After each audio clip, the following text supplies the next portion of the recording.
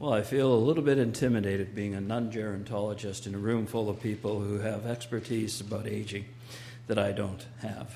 So I thought I'd set the framework by giving you a little bit of a picture about who I am and how come I'm speaking to you today. My specialty, I'm a business professor, and my specialty is consumer decision-making of boomers. And I focus on how boomers are making decisions about where and how they are going to live as they grow older.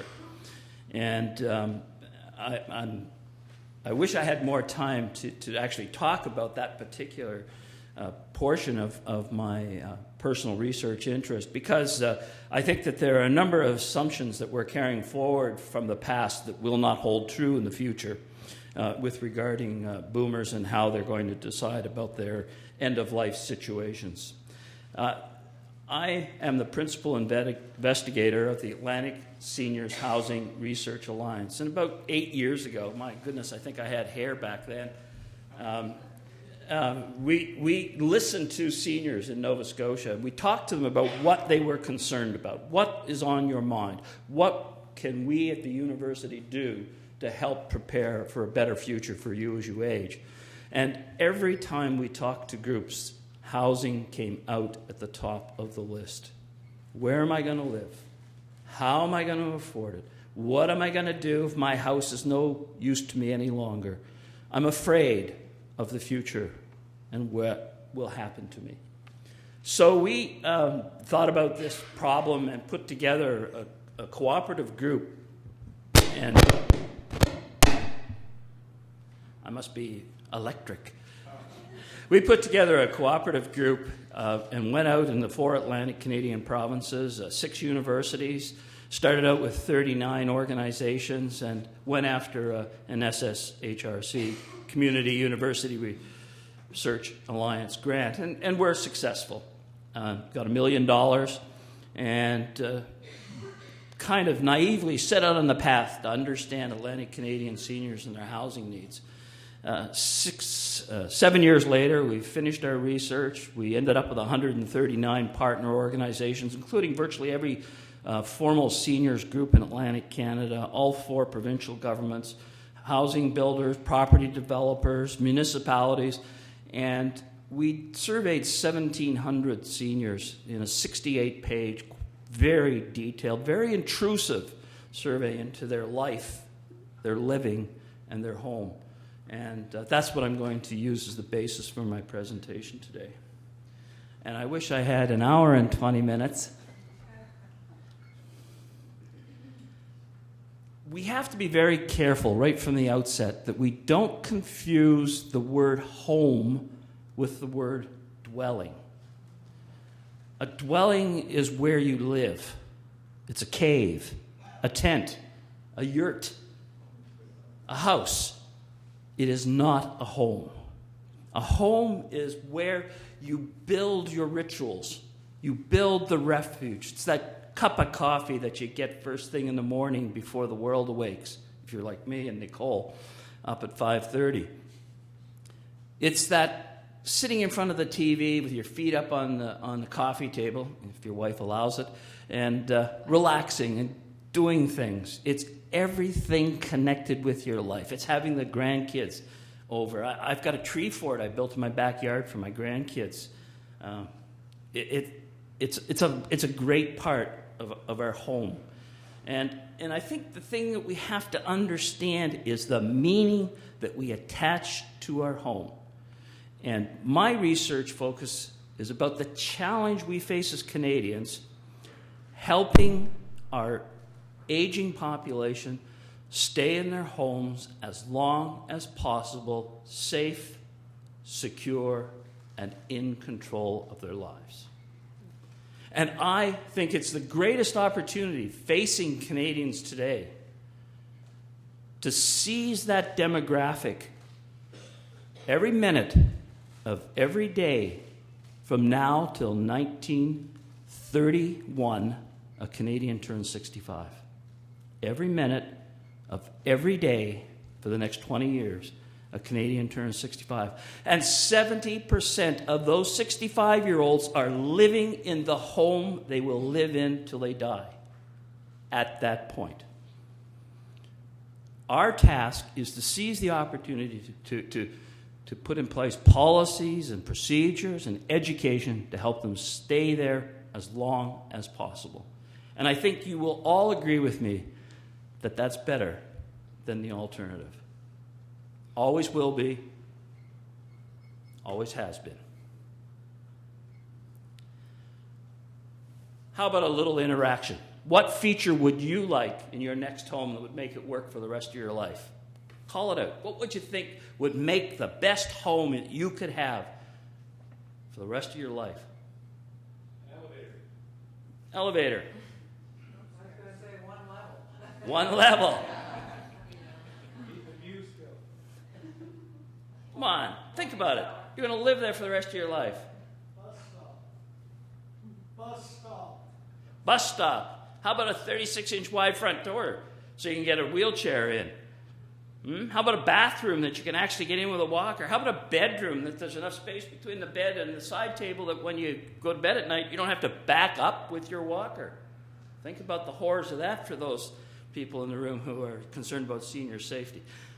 The two pictures that I've chosen here are very specific. These are certified homes for life. And believe it or not, the home on your right, the two-story beautiful English home, has a zero-level entrance threshold. It has two closets, one on the ground floor and one upstairs, that are aligned, that are pre-built as an elevator core with a lift-out floor between the two floors, a plug that comes out.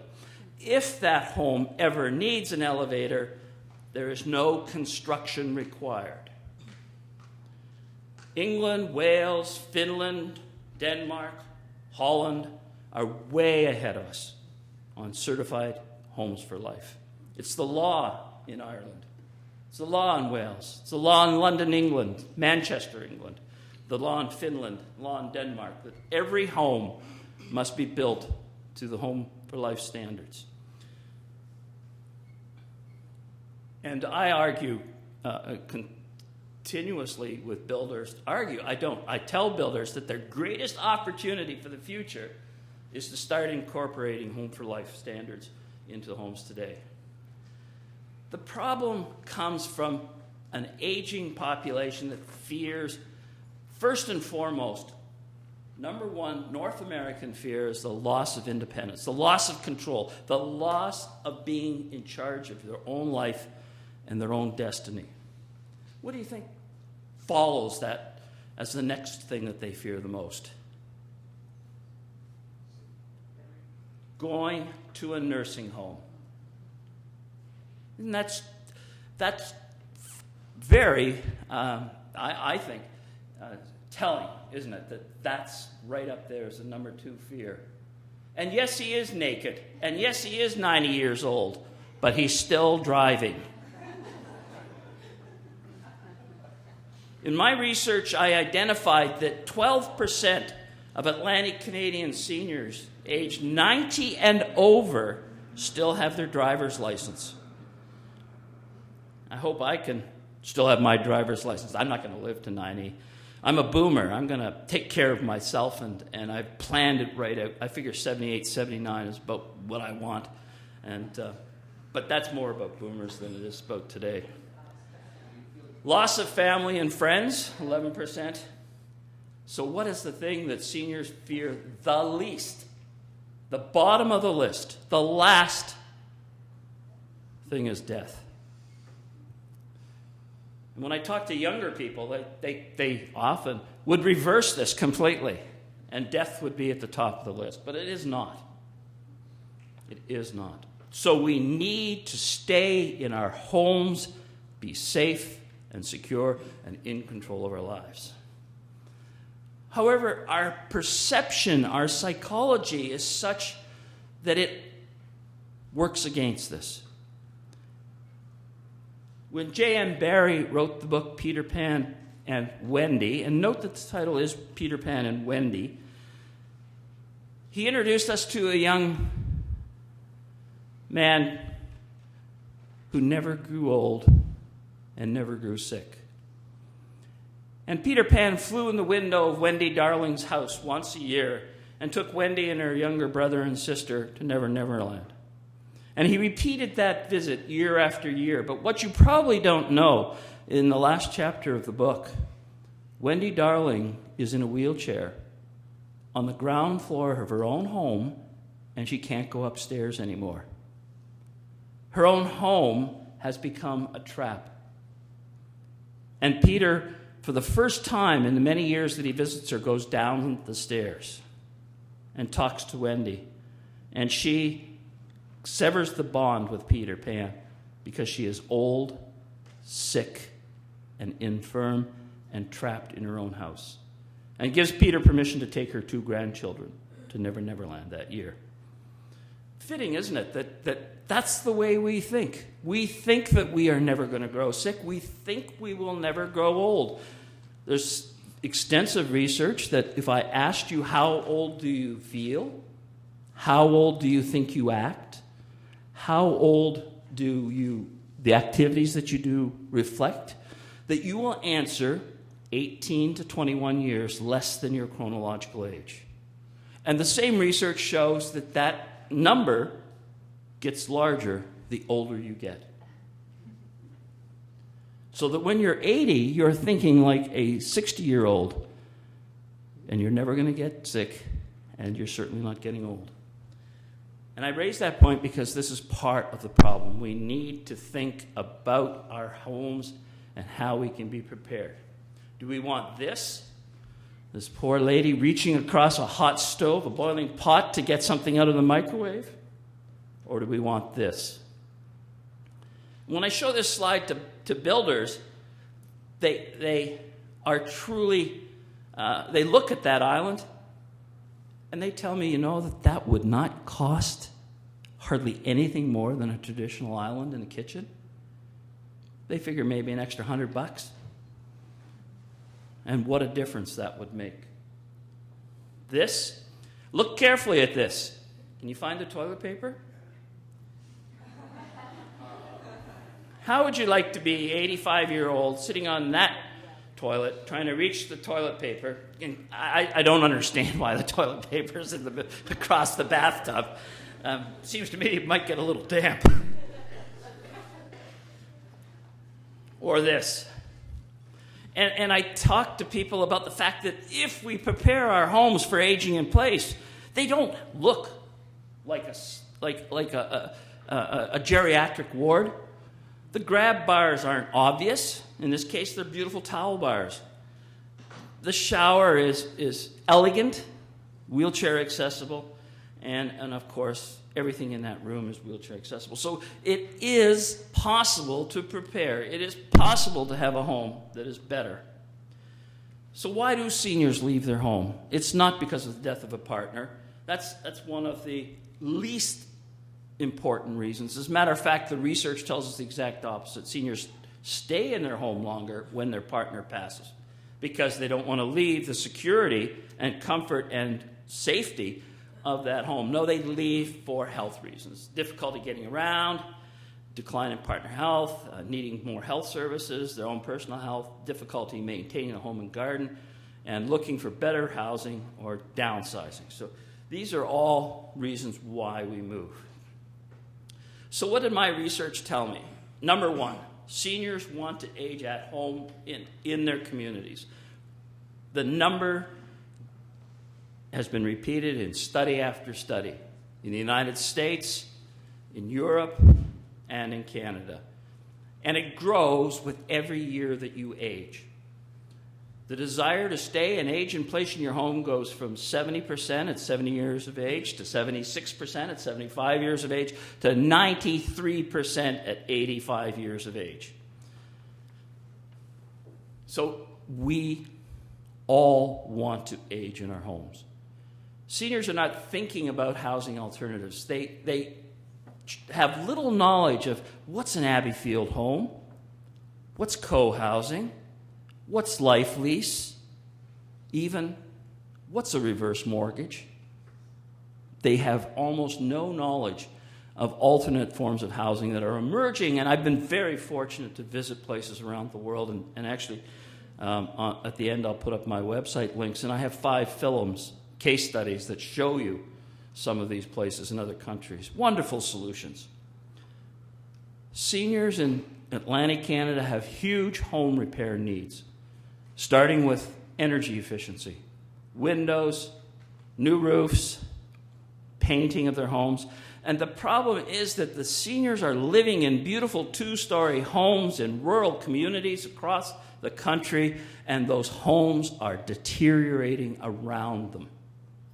The asset of their home is diminishing in value because it is becoming poorly repaired, and it's often in a rural situation where it's difficult to sell.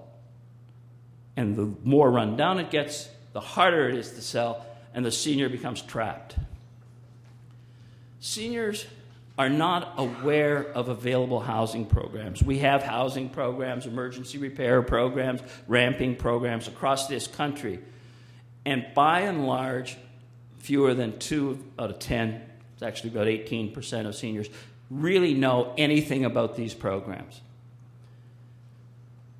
Seniors spend a disproportionate amount of their income on housing. Canada Mortgage and Housing Corporation says that 15% of Canadian seniors are in an extreme dangerous housing state. In other words, they're spending more than 30% of their income on their home.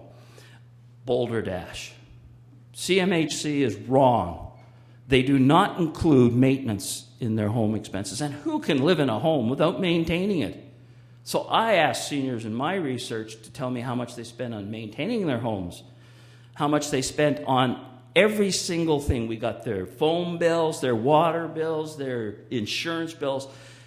And in the end, we found that 41% of Atlantic Canadian seniors are spending more than 30% of their household income on their home. Not the 15% that CMHC says. Way higher. And I think those of you who have field work and work with seniors in their homes and know the problems about rising energy costs, increasing property taxes, understand that seniors are making choices. Do I heat my home this winter, or do I move into the ground floor, living room, kitchen, close off the rest of the house, turn off the heat, and survive? We know that seniors' health impacts seniors' housing. We know that the issues around our home and the problems and challenges we face are directly health-related, arthritis, and those kinds of issues. Some seniors have no social supports. As they age, their friends have gone, their contacts have gone, and they become extremely isolated within their communities. And I think that's a great challenge. We found that seniors are great volunteers, great participants, but they don't join seniors organizations. Isn't that interesting? They love to volunteer, they love to be busy, but they don't join seniors clubs. Fewer than 1 in 20, 19 out of 20 seniors don't join seniors clubs. They don't like them. They love to volunteer, they love to help, but they don't want to be part of one of those old bogey clubs. And lastly, across this country, most seniors in Canada live in rural or quasi-rural situations. And this makes the problems of aging in place even more challenging.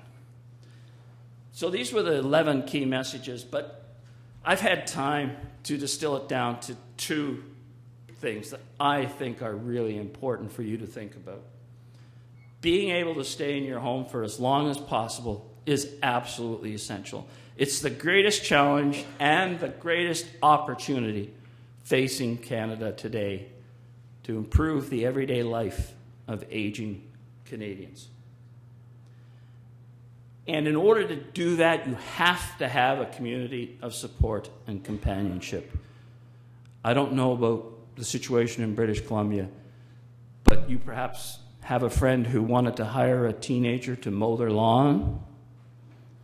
Good luck finding a teenager who will take $20 to mow a lawn. Not if it interferes with their texting, and not at $20. And besides, there's hardly any teenagers around anyway, at least outdoors. So it's that community of support and companionship friends, people you know, you walk to your post office, go to your doctor. All of those things are critical to being able to age in place, to stay in your home safe, secure, and in control for as long as possible. So what can we do? Well, we have to stop acting like Peter Pan. You will get sick and you will grow old. But at least let's try and be prepared.